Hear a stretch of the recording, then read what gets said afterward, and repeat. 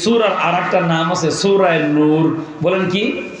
সূরা নূর। হাদিসে আছে আল্লাহর নবী মসজিদের ভিতরে বসা আছেন, মসজিদে নববীতে। সাহাবাজমানা বসা আছেন, ফেরেশতা জিবরাইল বসা। হঠাৎ করে নবীজির মাথা সোজা উপরে বিকট একটা আওয়াজ হলো, অনেক শব্দ। আল্লাহ নবী জিবরাইলের দিকে, ভাই শব্দটা কিসের? জিবরাইল কয়, আসমানের নতুন একটা দরজা খোলা হলো। পৃথিবীর সূচনা লগ্ন থেকে এখন পর্যন্ত ওই দরজা একদিনে খোলা হয়নি। সুবহানাল্লাহ বলেন। আল্লাহ নবী বলেন, নতুন দরজা খুলে কি বুঝাইতে চাইলেন? হুজুর একটু অপেক্ষা করেন, দরজাও নতুন। ওই নতুন দরজা দিয়া নতুন একজন ফেরেশতা আপনার কাছে আসতেছে, যে ফেরেশতা আজ পর্যন্ত জমিনে একবারও নামে নাই। মুসলমান খুব গভীর মনোযোগ। আল্লাহর হাবিব থমকে গেলেন। সাহাবাজমান বলেন, নবীজির চেহারার দিকে আমরা তাকায় রইলাম। কিছুক্ষণ পরে নবী বক্তব্য দেওয়া শুরু করলেন। একজন নতুন ফেরেশতা আসলেন, নতুন দরজা দিয়া নতুন ফেরেশতা নবীজির সামনে দাঁড়ায় গেলেন। আর আল্লাহ নবীকে সালাম দেওয়ার পরে বলেন, ওগো নবী, সালাম গ্রহণ করেন, আপনার উম্মতের সুসংবাদ নেন। আল্লাহ তাআলা দয়া করে আপনার উম্মতের জন্য একটা নূর দান করছেন। সুবহানাল্লাহ। আল্লাহ নবী বলেন, কি নূর?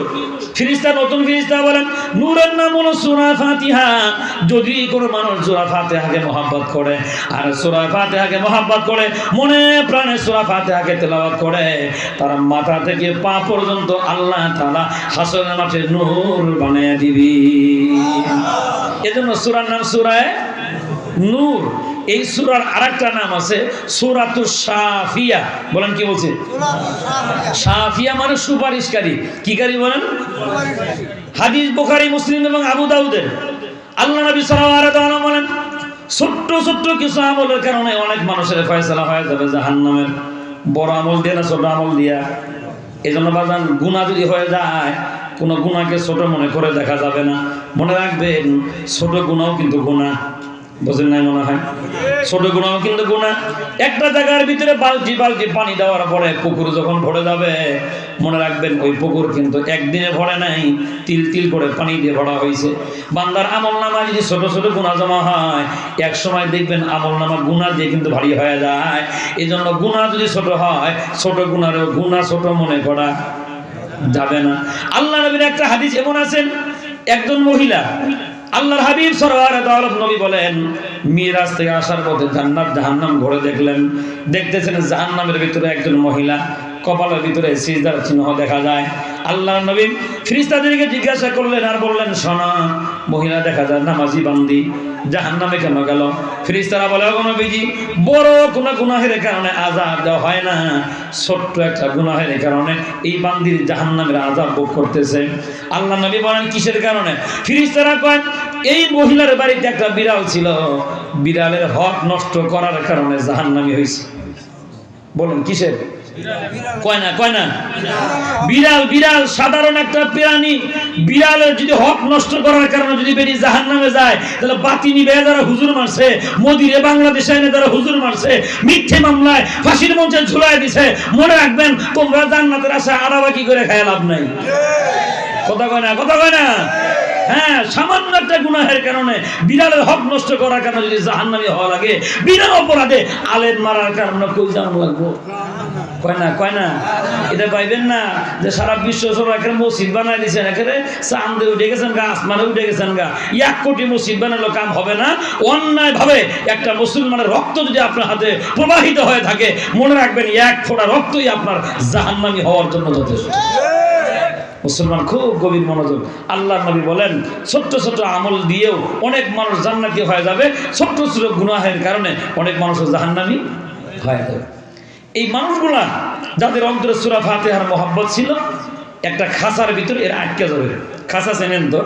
আপনার গ্রামগঞ্জের মানুষ তো ভালো বোঝার কথা।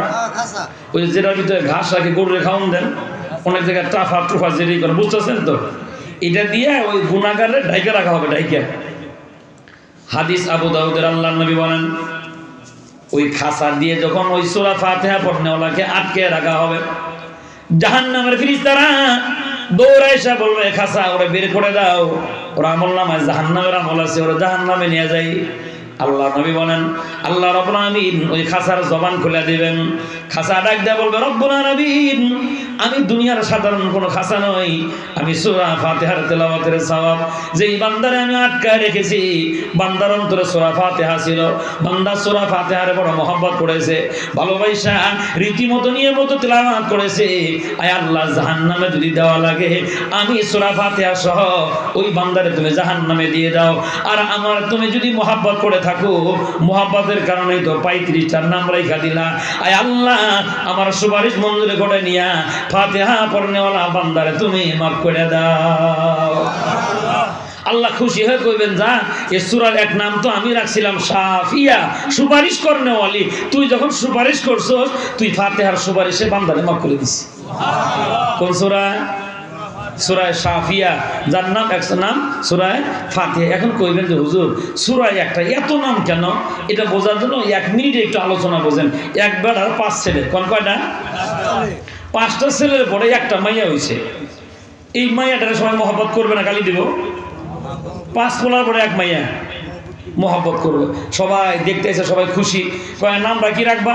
আরে নাম আর কি রাখবো, 5 ভাইয়ের পরে যখন এক বোন, ওর নাম রাখো খুশি। কি নাম? খুশি। আর একজন কয় না, আদর যত্ন যেহেতু বেশি পাইব, ওর নাম রাখো সোহাগী। ওখান থেকে মাইয়া কান্দে, আর একজনের কাছে ও যখন কান্দাছে নাম রাখ কান্দুনি। আচ্ছা, এই যে বেডির নাম রাখতেছে এক একজনের এক এক রকম, ভালোবাসা না রাগ করে? কয় না, ভালোবাসা যত বেশি নামও। সাহাবাজমান বলেন, নবীর মুখে আমরা বলতে শুনেছি, সূরা ফাতিহাকে আল্লাহ তাআলা এত বেশি মহব্বত করেন। তাওরাত কিতাবের ভিতরে যেই পরিমাণ ইলম আর মারিফা ছিল, জাবর কিতাবের ভিতরে যেই পরিমাণ ইলম আর মারিফা ছিল, ইনজিল কিতাবের ভিতরে যেই পরিমাণ ইলম আর মারিফা ছিল, আর গোটা কোরআনুল কারীমের ভিতরে যেই পরিমাণ ইলম আর মারিফাত আছে, সাহাবাজমান বলেন আল্লাহর নবীর মুখে আমরা বলতে শুনেছি, একটা সূরা ফাতিহার ভিতরে সব ইলম আল্লাহ ঢুকায় দিয়েছে।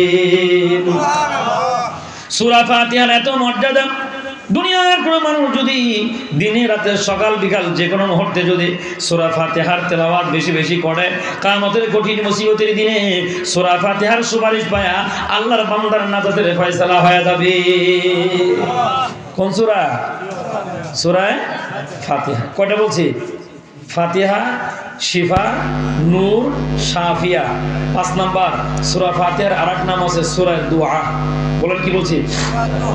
সূরা দুআ। দুআ আল্লাহর নবীর হাদিস, যদি কোনো বান্দা দোয়া করে সূরা ফাতিহা দিয়া, অন্য কোনো ভাষা যদি সে না জানে, দুখানা হাত উঠে মালিকের দরবারে যদি সূরা ফাতিহা বলে, আল্লাহর নবী বলেন ওই বান্দার দোয়া মুহূর্তের ভিতরে আল্লাহ কবুল করে নেন।